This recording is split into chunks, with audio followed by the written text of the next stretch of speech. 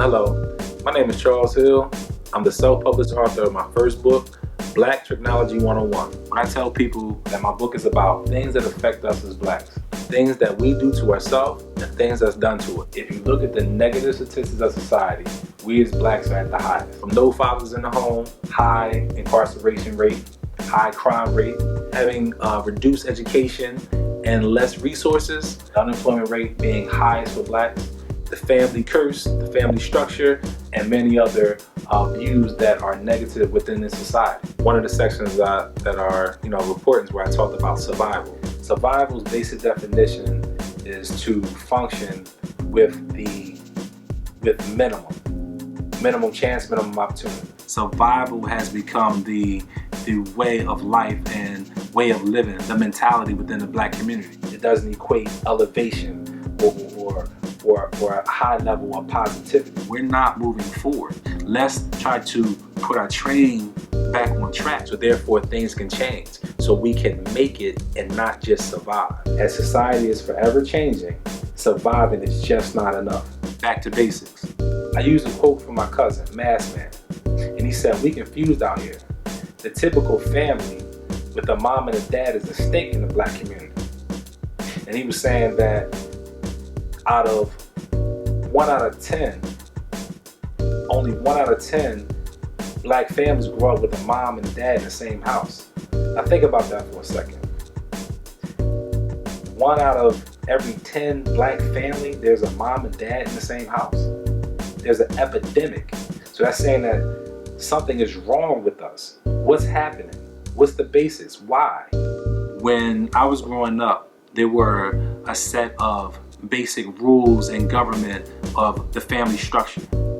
Basic is the small, minute, the starting point, the basic ingredient that you put into the food, the basic. You can put other ingredients in to make it better, but you have to start with the base. Basic ingredient, the smallest form, basic. I'm not talking about advanced parenting, I'm talking about basic parenting, providing the food, the shelter, knowledge, wisdom, and understanding. But also too, I'm finding that basics are lost, like discipline, structure where children are respecting authority, elders, and boundaries, which is going to be detrimental. They're building more prisons because the lack of understanding basics. I also talk about basics of basic parenting. When I started college, or most of us when you go to college, you have your basic courses, your 100 level courses, or 101, meaning the basics. So I say that parents need to understand that they may need basic parenting skills, parenting 101 classes on how to communicate, how to nurture, how to love, how to provide for, how to provide the proper and appropriate disciplines to children. You have to understand that as society is changing, children are changing as well. They're getting different influences that we didn't get. When we were younger, we didn't have social media. We didn't have reality shows and vice versa and things like that. Programming on mainstream television provided a different depiction of what is actually going on now and today.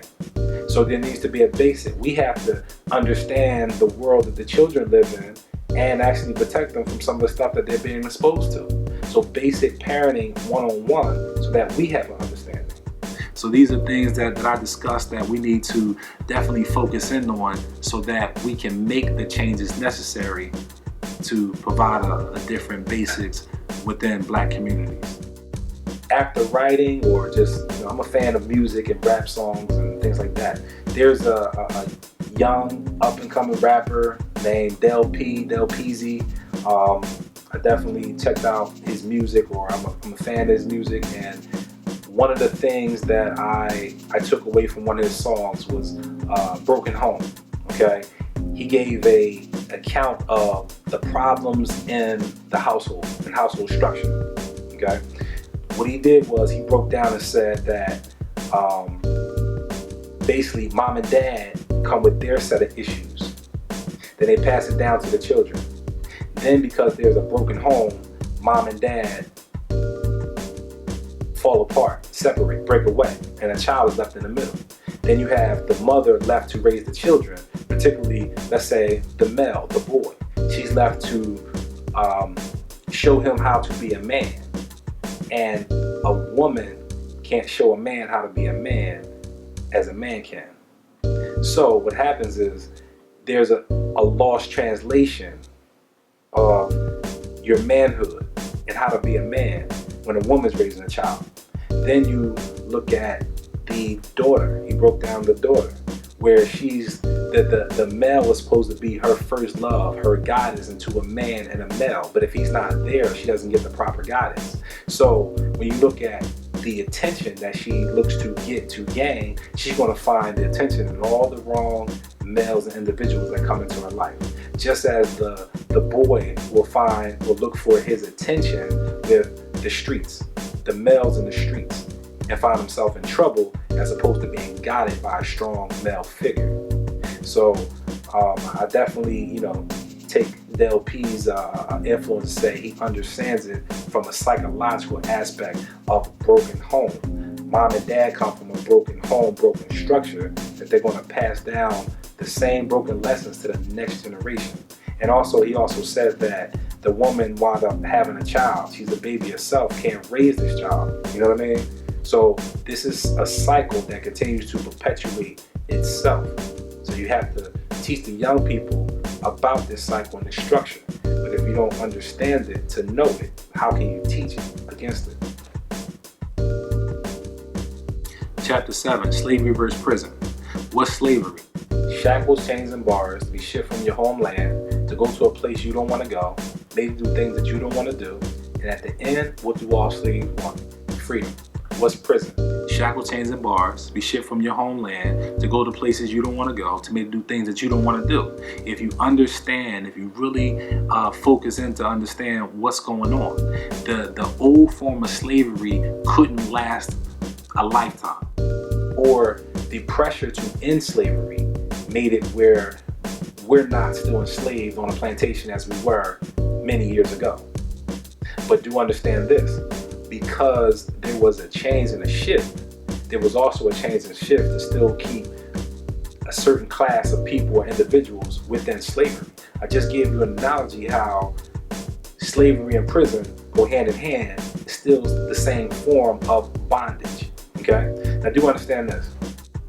When slavery was over, the freedom of slavery, you have to understand, W.E. Du Bois wrote and said, freed black men and women are on the same plantation or similar plantations in which they worked. Now, why is that? If you're free to go.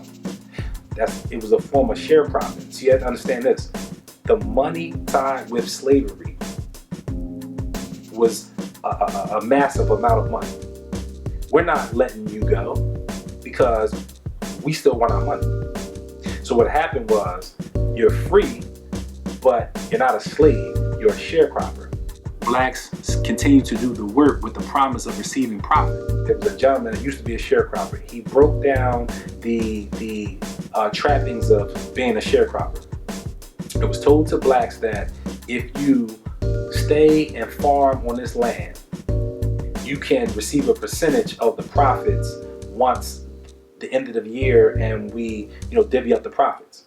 So what he said was, at the end of the year, when it was time to divvy up the money, they were told that, if you would have performed, or if you would have had 4 more bundles, you would have broke even. Now, if you think about it for a second, now do understand this, the overall program or the overall system of sharecropping was tricknology. We're going to give you profit if you perform this work. So we need you to still go out there and do the slave work. We're going to give you profit, and in the end they got tricked. So understand this. If you break even, that means you're at zero balance. You don't owe and you're not paid. That's breaking even. But he said if you would have did 4 more, you would have broke even, meaning you're in debt now.